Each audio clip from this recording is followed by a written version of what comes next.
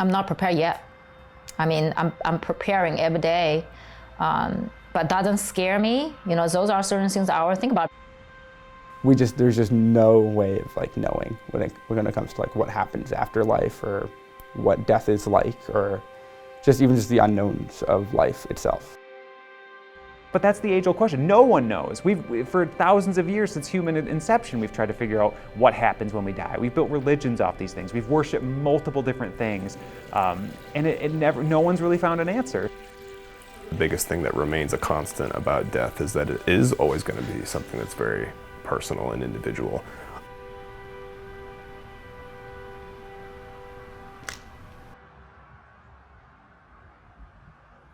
First experience with death, actually, back to I was probably 90 years old. If I remember correctly, that time I was my grandfather's funeral. I'm born and raised in China. When my grandma passed away, I was super young, so I don't really remember much of the things. As a 90 years old girl, you don't really understand it. But now I would say, like, I feel more comfortable, kind of know what is going on. I feel more in peace, of contented with those experiences now.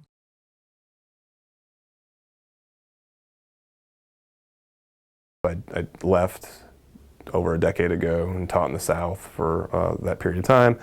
And of course, I still live in the South. But a big part of what pulled me back is my parents are aging, right? And so I started to think about that a lot more. And there's an interesting point, I think, in your adulthood where you have that realization that, like, you know, your parents aren't going to be there forever. That's like sort of the really first. You think about it with yourself, but you really think about it, I think, with your parents. Like, that's when it really starts to sink in. And I was lucky to have had like grandparents who lived well into their 90s. I have still have two of my grandparents are alive. Like, so I have not experienced a lot of like close familial death, like some people have been unfortunate to have had happen in their lives. But I think it just makes me feel it more deeply, actually. And that idea that it's impending and that it's going to happen to all of us can be really anxiety-inducing. Like, I don't want to say that I don't feel that anxiety. It's there and it wells up. But then you sort of backtrack and sort of think about what grounds you.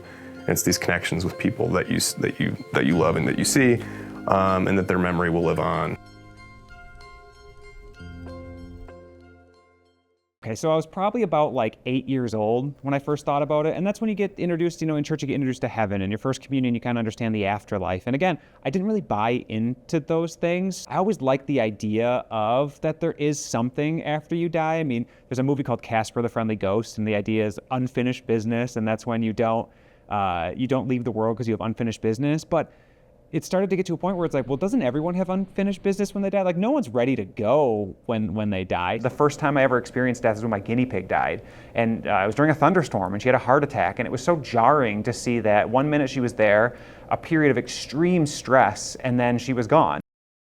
I know there's a lot of religion built off things, and I chased a lot of religion, and I really want to understand. I want to believe that there's something that happens after, but I just can't find myself believing that anything can happen after, especially after my mom died. I had a lot of people tell me it was God's plan, or that God is testing me, and that always frustrated me that, like, or God needed your mother more than you did. And I thought that was very selfish if a God did that to me, if a deity who had this preordained destiny for me would put me through that suffering. I thought it was callous of a God to do that, and it kind of turned me away from it. My perception of death is less defined as my perception of faith and life. And faith and life is about not always understanding why things are happening the way they are, but having faith that there's a reason that you'll understand at some point. And that's gotten me through a lot.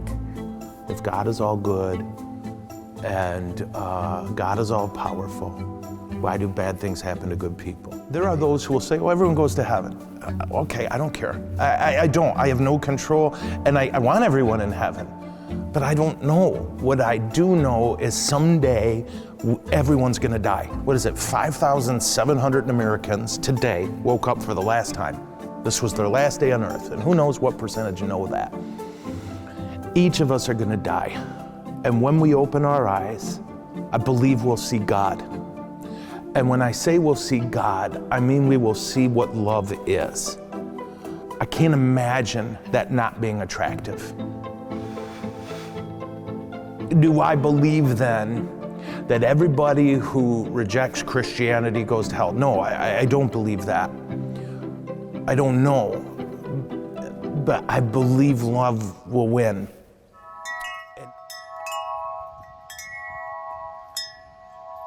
It is much easier when we have the information that's necessary to understand what happens as we transition from this life to the next life, whatever that is.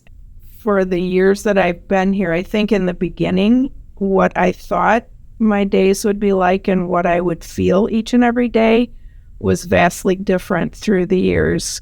Because what I've grown to know is that death is truly a part of living, and we don't have anything to be afraid of. We live our life every day and we make it what we want it to be. And when our time comes, we know that we had a chance at making every day what we needed it to be.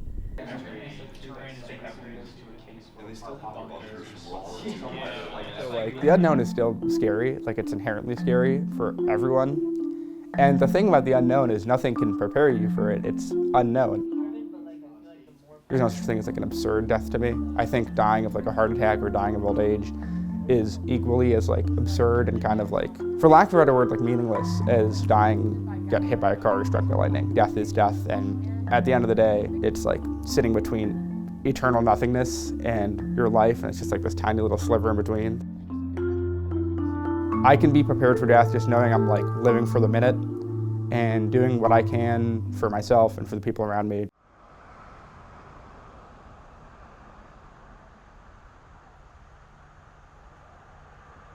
By 2019, I was deeper depression. I had, like I said, I had suicide thoughts, but couldn't go or didn't go because I have young children.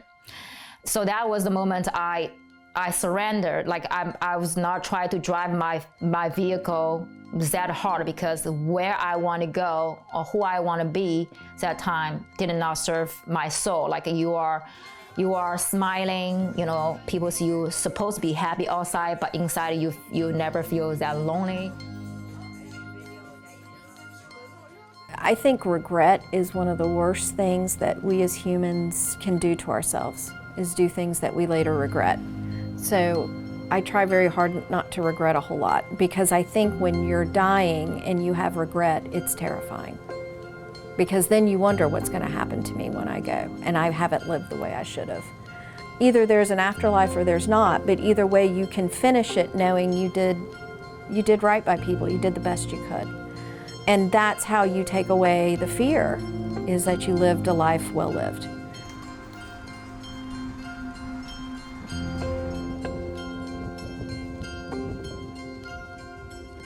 We never really die. Your physical body gonna be ending, right? Because we have expiration date for our physical body, but our soul doesn't have the ending per se. We keep expanding. So when you say when we die, is our physical body is not to be able to support this soul, support this spirit, and we are moving on to different form. So this form could be human, or you can be animal if you want to, or be plant, or you can be spirit to support people on this side on their journey. I don't think death has to be scary, and I don't think death is inherently scary. I think the way people die can be scary, you know. The way it can be unpredictable is scary, but you know, life is also unpredictable. So I think dying is as scary as living. When we fear death, I think it's because we fear that, you know, life is just gonna be over before we have a chance to really make our mark. So I think death doesn't have to be scary as long as you can just like live accepting the fact that you are trying your best every single day.